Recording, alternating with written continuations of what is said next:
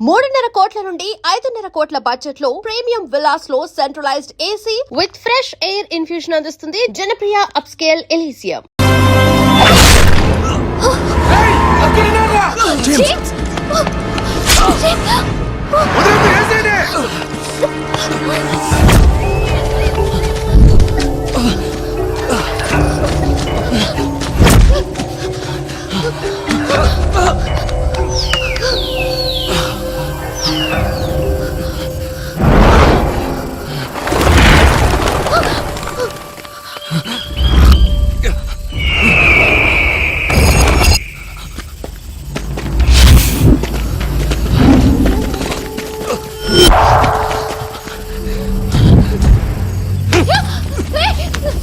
రేయ్, చెయ్యి వదిలేస్తావా? నీ ప్రాణాలు వదిలేస్తావా?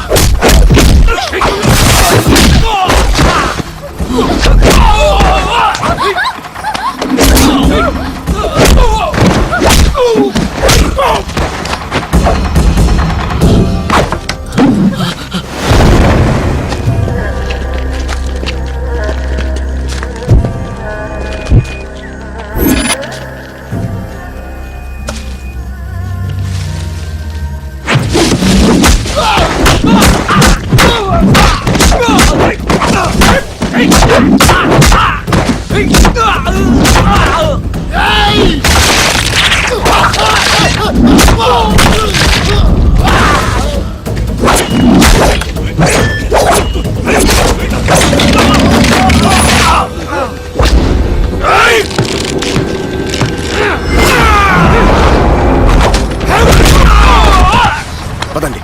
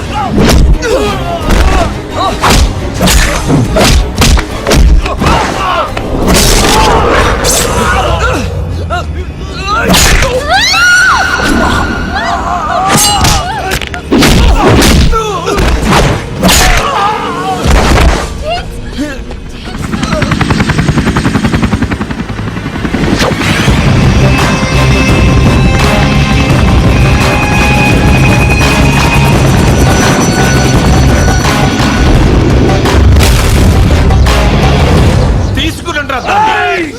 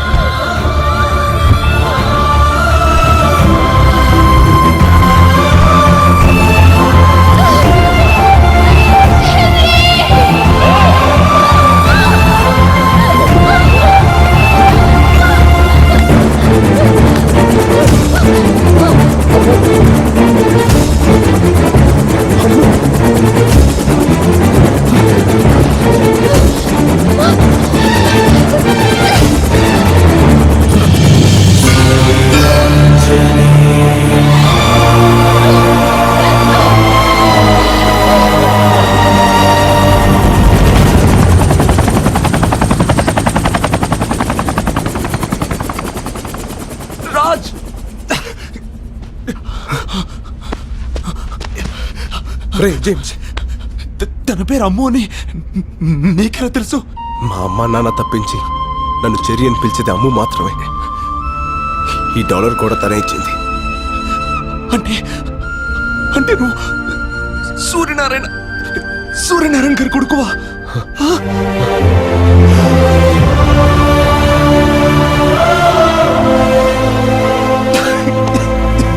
గాడ్, ఉండు, ఒక్క నిమిషం ఉండు.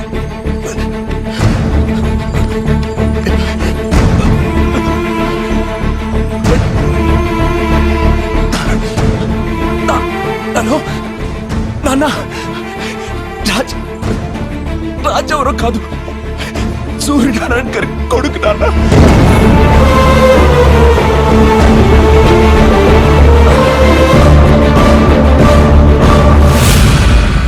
పద, హాస్పిటల్కి వెళ్దాం.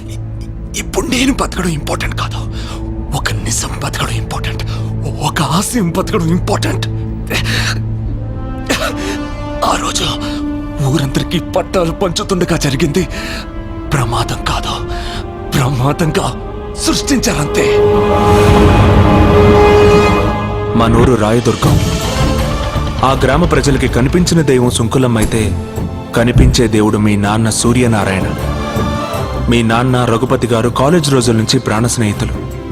వారిద్దరి మధ్య ఉన్న స్వచ్ఛమైన స్నేహం వల్ల మీ నాన్న మాట కోసం రఘుపతి గారు తనకున్న 3000 ఎకరాల్ని రాయదుర్గం కూలీలకి కౌలుకిచ్చి వాళ్లకు బతుకు తెరువు చూపించారు. వ్యాపారం కోసం రఘుపతి లండన్ వెళ్ళిపోయాక ఆయన బావమర్ది బళ్ళారికో బంగారం లాంటి నిజం తెలిసింది. సార్, మీ గెస్ట్ చాలా కరెక్ట్. మీరు అనుకున్నట్టు ఈ మట్టి ఈ ఏరియాలోది. ఏ 3000 ఎకరాలైతే రఘుపతి గారు రైతు కూలీలకి కౌలుకిచ్చారో అందులో ఏ గ్రేడ్ ఐరన్ ఓర్ ఉంది. తవ్వి అమ్ముకుంటే ఇంట్లో బాత్రూమ్స్ కూడా బంగారంతో కట్టించుకోవచ్చు. ఈ జనానికి అనుమానం రాకుండా ఉండకోసమే పైన పవర్ ప్రాజెక్టు, కింద మన ప్రాజెక్టు. తవ్వుకున్నోడికి తవ్వుకున్నంత. ఈ ప్రాజెక్ట్ కట్టేది మీ పిల్లలకు ఉద్యోగాలు ఇవ్వడం కోసం, మీ బిడ్డల బతుకులు బంగారం చేయడం కోసమేనని జనాన్ని ఒప్పించారు. ఫ్యాక్టరీ పడిందంటే ఇంకా మన పిల్లల బతుకులు బంగారమే. ఉద్యోగాలు, ఫ్యాక్టరీలు అంతా అబద్ధమని, నేలతల్లి గుండెల్ని తవ్వి ఇనుప ఖనిజం అమ్ముకోవడానికే ఇదంతా ఉపాయమని ఎన్నో విధాలుగా నచ్చచెప్పడానికి ప్రయత్నించారు మీ నాన్న. ఇనప ఖనిజం పడితే మాకేంది, బంగారం పడితే మాకేంది. మా గిన్నెలో ఇంత మొత్తం పడాలయ్యా. మా దారిని మమ్మల్ని వదిలేయ్యా. కానీ గొర్రె కసాయివాణ్ణి నమ్మినట్టుగా ప్రజలు బళ్ళారి మాటనే నమ్మారు. ఏందయ్యా ఇది? వాళ్ళకి లేని బాధ నీకెందుకు చెప్పు? వాళ్ళు పసిబిడ్డల్లాంటి వాళ్లే, మనమే మార్చుకోవాలి.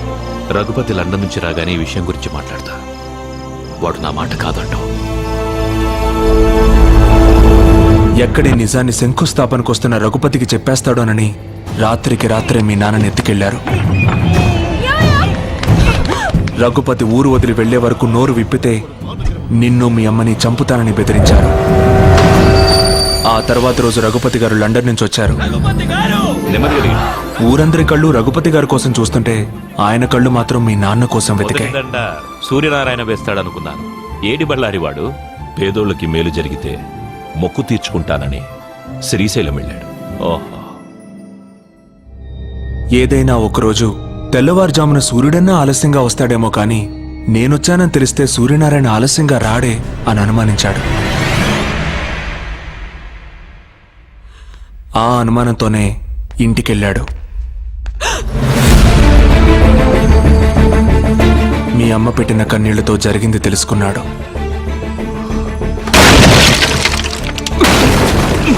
స్నేహితుణ్ణి కాపాడుకొని బళ్ళారికి బుద్ధి చెప్పాలనుకున్నాడు.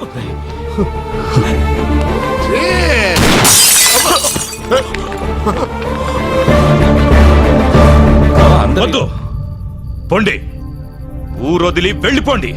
బళ్ళారి అవమానంతో ఊరిని వదిలాడు కానీ బావ ఆస్తిని వదులుకోలేకపోయాడు. మన ఊళ్ళో ఈ రోజు నుంచి కౌలుదారులుండరు, పట్టాదారులే ఉంటారు. వచ్చే పౌర్ణమి రోజు నా కూతురు చైత్ర పుట్టినరోజు. ఆ రోజు సుంకులమ్మ సాక్షిగా నా కూతురి చేతుల మీదుగా మీకు పట్టాలిచ్చి మిమ్మల్ని శాశ్వతంగా రైతుల్ని చేస్తాను. మీరు అనుకున్నట్టుగా కుటుంబానికి ప్రమాదం తలపెడితే యావదాస్తి ట్రస్ట్కి పోతుంది తప్ప మీకు దక్కదు. ఏ క్లాస్ కైనా ఏదో ఒక బొక్క ఉంటుంది కదంటయ్యా, కాస్త ఎత్తుకు చూడు. ఒక్క అవకాశం ఉంది. రఘుపతి గారి తదనంతరం ఆస్తి ఆయన కూతురికి వెళ్తుంది. అవును, 18 సంవత్సరాలకి ఆ పిల్లకి మైనార్టీ తీరిపోతుంది. ఆ తర్వాత ఒకే ఒక్క సంతకంతో ఆస్తి అంతా మీ సొంతం అవుతుంది. తెల్లవారితే కూలీలంతా రైతులవుతారు. తెల్లవారింది. ఊరంతా పండగ వాతావరణంలో బయలుదేరారు. కానీ నువ్వు కలువపోలకు వెళ్ళగానే దారుణం జరిగింది.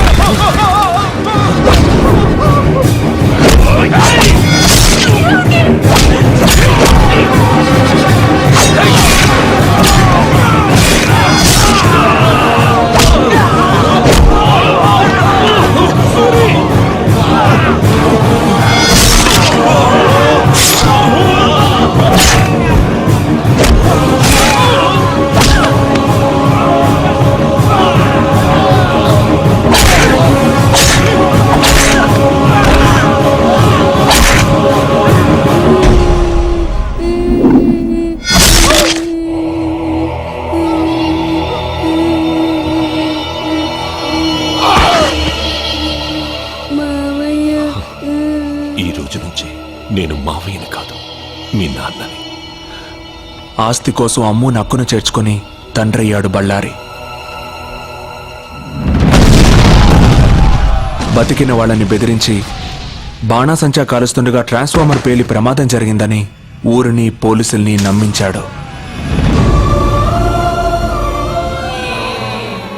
నీళ్లతో తడవాల్సిన నేల నెత్తురుతో తడిసింది.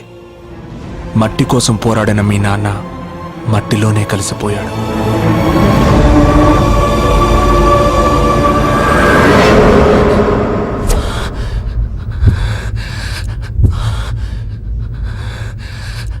జరిగింది ఇది అని చెప్పడానికి మీ నాన్న లేరు.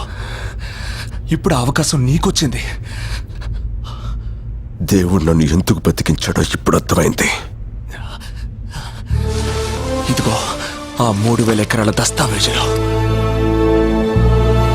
వెళ్ళు, మీ నాన్న కోరిక నెరవేర్చు. జేమ్స్, హాస్పిటల్కి వెళ్దాం పదా.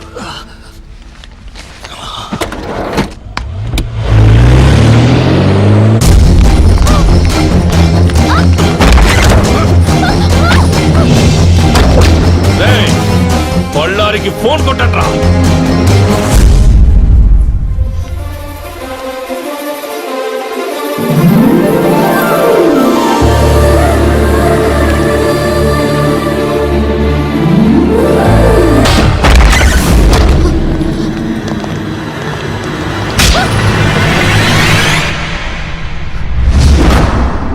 ఏంటే నన్ను చూస్తే భయం వేయడం లేదా? నువ్వు నాన్నవి కాదని, మా నాన్నని చంపేసిన రాక్షసుడివని తెలియగానే భయం పోయింది.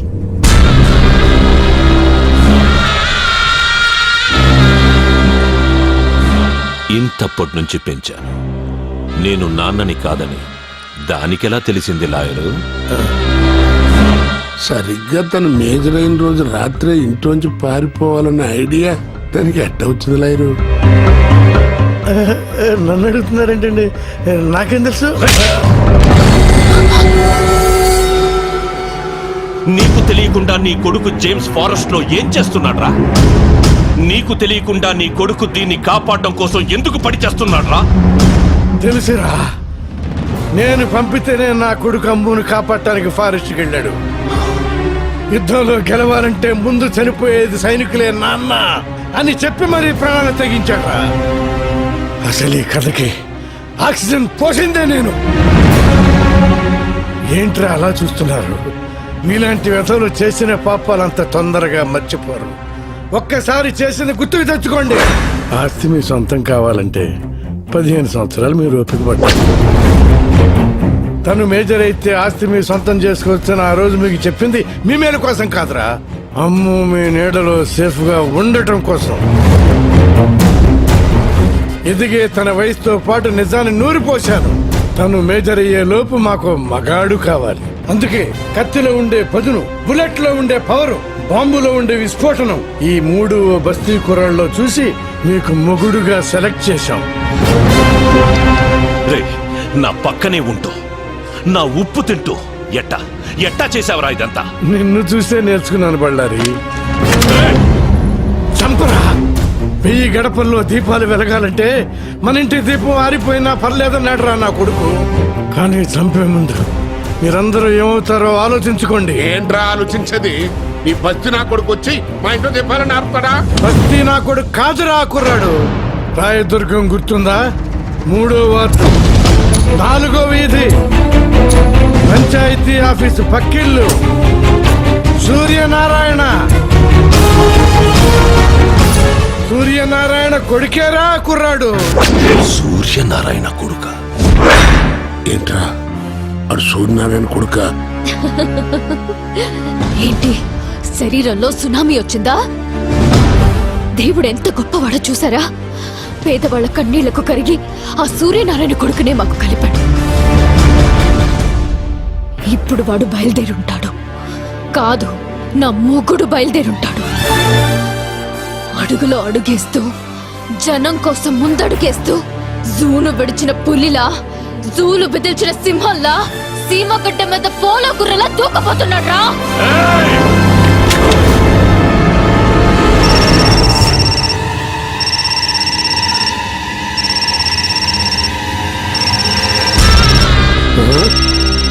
ఈ కొడుకు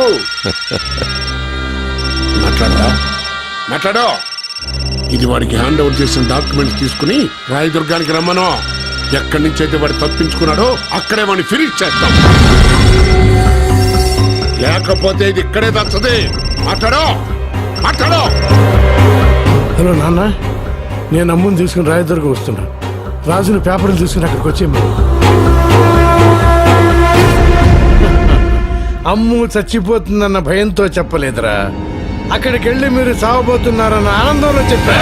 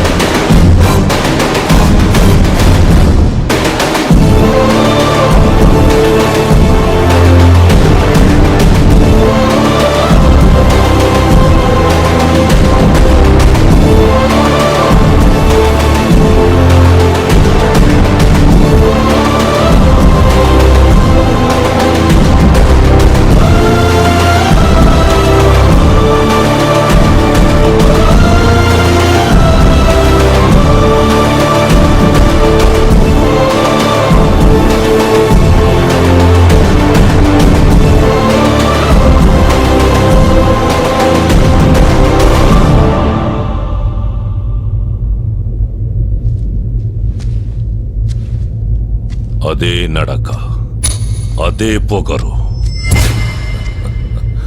మీ నాన్నని చూస్తున్నట్టుగా ఉండదు. అదే ఊరు, అదే ప్రజలు. కానీ ఇప్పుడు ఇక్కడ జరగబోయేది చరిత్ర అవుతుంది. పిల్లకాకివి చరిత్ర రాసేంత వయసు కాదురా నీది. రాయ్ ముసలోడా, చరిత్ర రాయడానికి వయసుతో పని లేదు. ప్రజల అండుంటే చాలు. అది మాకు ఎప్పుడూ ఉంది. ఏం చూసుకుంటా నీకింత పొగరు? రేయ్, ఏదో చూసుకుని తొడలు కొట్టే టైప్ కాదురా నేను. ఇచ్చిన మాట ప్రకారం ఇవిగో దస్తావేజులు. అమ్ము ఎక్కడా? అమ్ము ఇక్కడ లేదు. ఎక్కడుందో ఇక్కడున్న అందరికీ తెలుసు. కానీ ఎవ్వడూ నోరు విప్పడు. అక్కడ చూడు.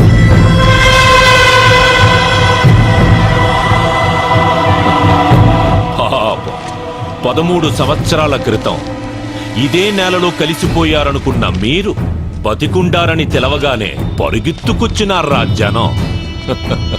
మాకు ఆస్తి కావాలి, వాళ్ళకి నువ్వు కావాలి, నీకు మీ నాన్న ఆశయాన్ని పూర్తి చెయ్యడం కావాలి. వా అన్నట్టు నువ్వు బెట్టింగ్ లో కింగ్ అంట, గెలుపు తప్ప ఓటమి తెలియదంట. అందుకని అబ్బాయి, మనం ఒక పందెం వేసుకుందాం. అందులో నువ్వు గెలిచావనుకో, అమ్ము నీదే, ఆస్తి నీదే. పెంచిన తండ్రి ప్రాణాల కోసం నా ప్రాణాన్ని పందెంగా పెట్టా. కన్న తండ్రి కల నిజం అవడం కోసం ఎన్ని ప్రాణాలైనా తీస్తా. తీయడం కాదు, ప్రాణం పొయ్యాలి. 10 నిమిషాల్లో పోయే ప్రాణాన్ని కాపాడగలవా? 10 నిమిషాల్లో చచ్చేది ఎవరనుకుంటున్నావా?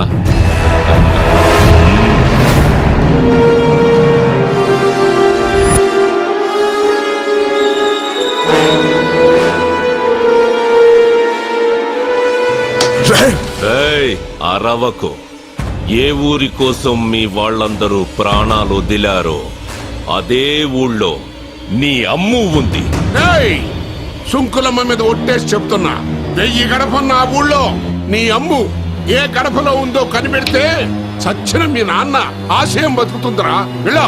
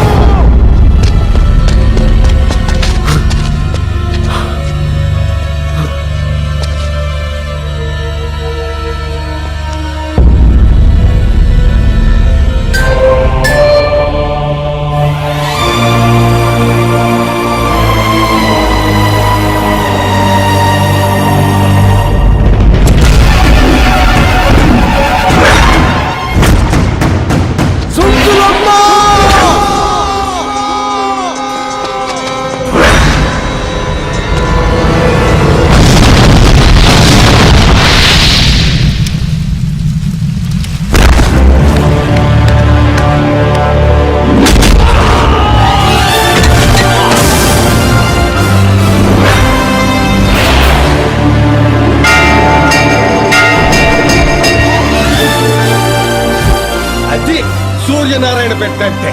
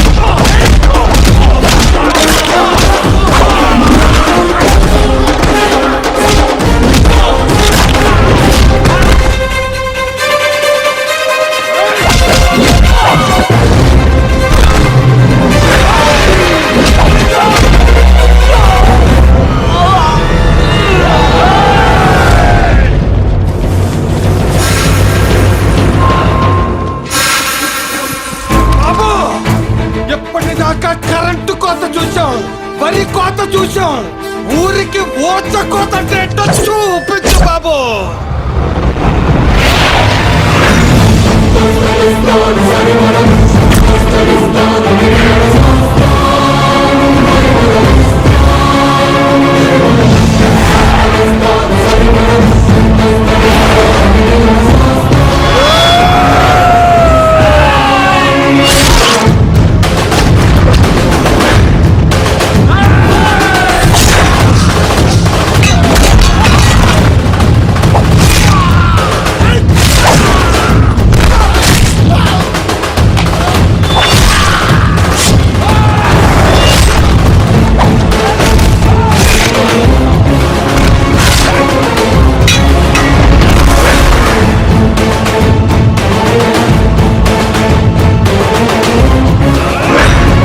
నరికే కొడుకుని